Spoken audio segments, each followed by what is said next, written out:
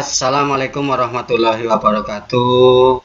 Selamat pagi adik-adikku sekalian, siswa-siswi SMP dan MTS kelas 7 dimanapun berada.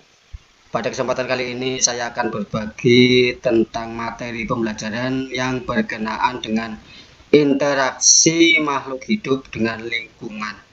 Nah, ini merupakan bab 2 dan video pertama. Jadi nanti setelah ini ada video kelanjutannya. Oke, siswa-siswiku dimanapun berada, untuk menyingkat waktu, mari kita ikuti video ini. Namun sebelumnya jangan lupa klik tombol subscribe dan lonceng notifikasi yang ada di sampingnya, sehingga ketika ada video-video baru tentang materi pembelajaran dari Pro Channel ini, kalian semuanya mendapat notifikasi atau berupa SMS atau pemberitahuan. Ya. Oke, kita menuju ke materi. Nah, di sini yang akan dibicarakan pertama pada interaksi antara makhluk hidup dengan lingkungan itu, yang pertama adalah komponen ekosistem. Nah, sekarang apakah ekosistem itu? Ekosistem ini adalah suatu sistem yang terbentuk oleh hubungan timbal balik antara makhluk hidup dengan lingkungannya. Jadi ibaratnya ini adalah istilahnya lingkungan ya. Di dalamnya ini sebuah danau ya. Di dalamnya ada ikan, ada katak, ada ini kijang ya. Kemudian ada tanamannya, ada bunga. Nah, ini ada penyu atau kura-kura. Kemudian ini ada paku ya, tumbuhan paku. Nah, ini hubungan timbal balik di sini ini antara makhluk hidup dengan lingkungannya. Nah, ekosistem ini bisa juga dikatakan suatu tatanan kesatuan secara utuh dan menyeluruh antara segenap unsur lingkungan yang saling mempengaruhi. Ekosistem merupakan suatu interaksi yang kompleks dan memiliki penyusun yang beragam. Kalau kita lihat, ini contoh yang di danau. Ada juga contoh yang di sawah, di kolam, dan lain sebagainya. Ini memiliki penyusun yang beragam. Nah, komponen ekosistem ini merupakan pembentuk sistem yang terdiri dari komponen hidup, biotik, dan komponen tak hidup atau abiotik. Yang biotik ini contohnya tadi ada hewan, ada tumbuhan, ya. Kemudian ya hewan dan tumbuhan secara garis besar. Kemudian yang tak hidup atau abiotik ada tanah, air, cahaya matahari, suhu, ya, dan lain sebagainya. Itu komponen biotik dan abiotik. Berikutnya adalah komponen biotik. Dan komponen abiotik ini berada pada suatu tempat dan berinteraksi membentuk suatu kesatuan yang teratur. Misalnya ekosistem akuarium. Nah, ini di dalamnya terdiri atas ikan, kemudian tumbuhan air, ada plankton yang melayang-layang dalam air sebagai komponen biotik. Sedangkan yang termasuk komponen abiotiknya adalah pasir atau airnya, kemudian batu mineral yang ada di dalamnya, serta oksigen yang terlarut di dalam air. Ini ekosistem akuarium. Nah, di dalam ekosistem ini, interaksi antara komponen biotik dengan komponen abiotik akan membentuk suatu keseimbangan alam. Ini yang dikatakan keseimbangan alam ini berarti apa? Keseimbangan antara komponen biotik dan abiotik. Lanjut. Nah, semua makhluk hidup yang terdapat dalam lingkungan seperti hewan, tumbuhan, manusia, dan organisme lainnya, ya, ini pengertian dari biotik. Kemudian setiap makhluk hidup tersebut mempunyai kedudukan dan peran tertentu dalam lingkungan. Jadi hewan, manusia, atau organisme lain yang hidup itu memiliki kedudukan dan peran yang berbeda-beda. Nah, kedudukan makhluk hidup dalam lingkungannya disebut misia. Menurut peranannya, komponen biotik dibedakan menjadi 3 yaitu ada yang namanya ini produsen, kemudian ada konsumen, ya, dan pengurai. Nah, produsen itu yang memproduksi bahan makanan. Ini ada pada tumbuh-tumbuhan berwarna hijau yang mampu melaksanakan proses fotosintesis, proses pembuatan bahan makanan dengan bantuan cahaya matahari. Nah, ini tumbuhan hijau ini bisa melakukan fotosintesis karena ada klorofil, ya, tentunya dengan bantuan cahaya matahari. Kemudian ada, selain produsen, ada konsumen. Jadi tadi produsen itu artinya yang membuat bahan makanan, konsumen itu yang mengkonsumsi atau yang makan. Nah, itu macam-macam hewan-hewan yang memakan tumbuhan. Ada belalang, ada tikus, ada ulat, ya, termasuk manusia, ayam, dan lain sebagainya. Itu termasuk konsumen. Nah, konsumennya itu ada konsumen tingkat 1, konsumen tingkat 2, konsumen tingkat 3. Yang konsumen tingkat 1 itu yang makan langsung. Nah, sedangkan konsumen tingkat 2 yang memakan konsumen tingkat 1. Misalnya ulat atau belalang makan tanaman padi. Nah, kemudian belalang tersebut dimakan oleh ayam. Maka ayam di sini posisinya sebagai konsumen tingkat 2. Sedangkan belalang atau ulat konsumen tingkat 1. Nah, selanjutnya ayam dimakan oleh elang misalnya atau musang. Maka elang atau musang tersebut merupakan konsumen tingkat 3. Nah, ini yang namanya komponen biotik. Ini ya, dibagi menjadi 3. Ada produsen, konsumen, dan terakhir ada pengurai. Nah, sekarang kita lihat satu persatu. Produsen. Produsen merupakan makhluk hidup yang dapat menghasilkan zat makanan yang diperlukan organisme lain. Nah, ini yang bisa menghasilkan zat makanan adalah tumbuhan melalui proses pembuatan makanan yang disebut fotosintesis.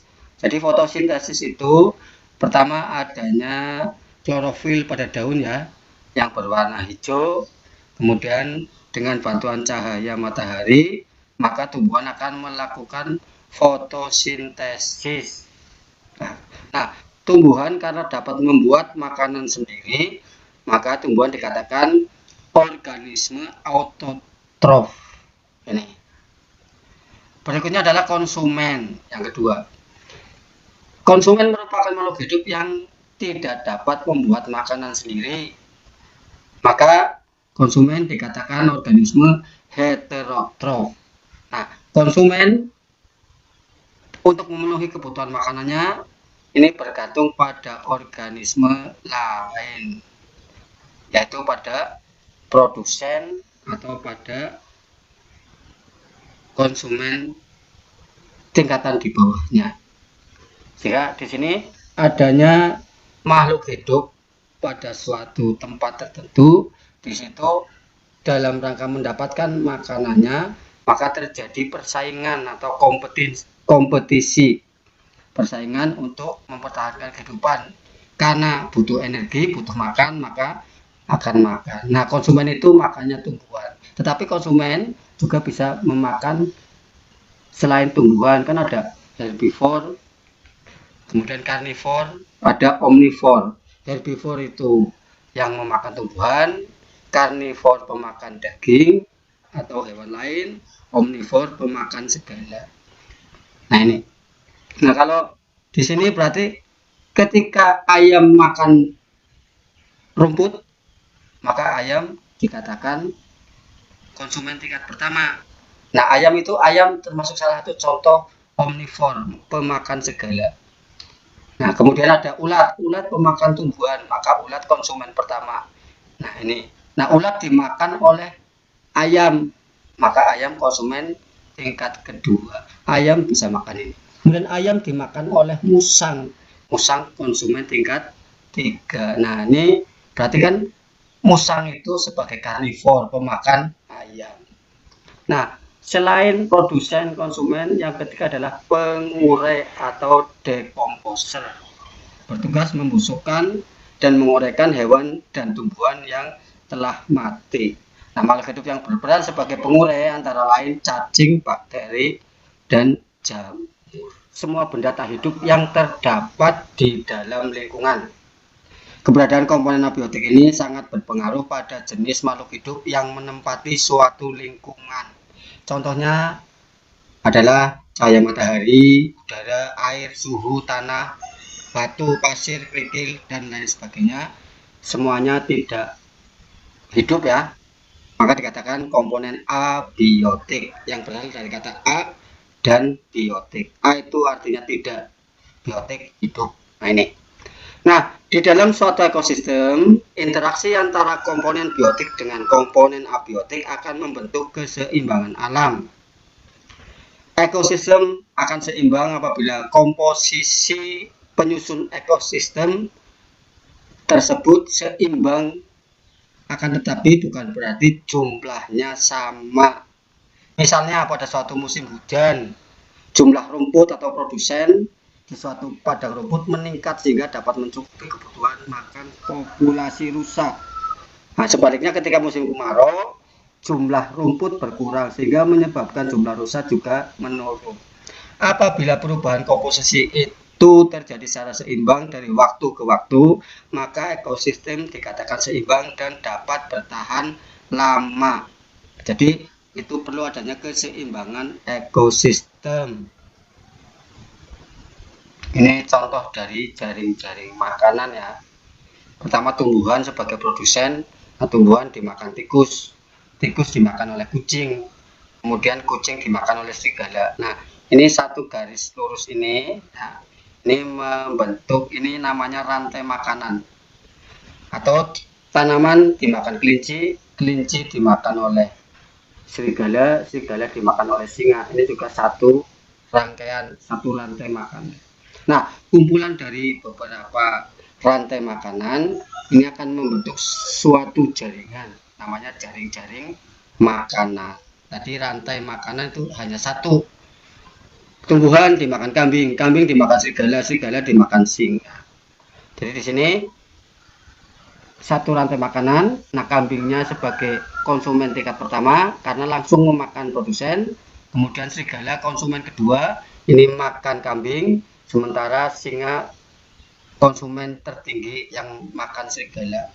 Singa pun bisa makan kambing. Ini.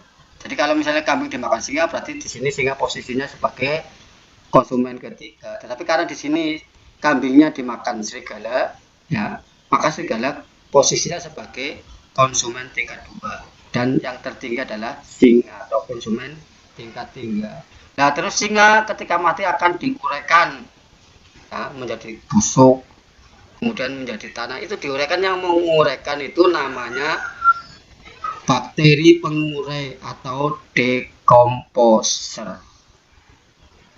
Oke, siswa-siswiku semuanya dimanapun berada, khususnya kelas 7 SMP MTS, ini barangkali yang bisa saya sampaikan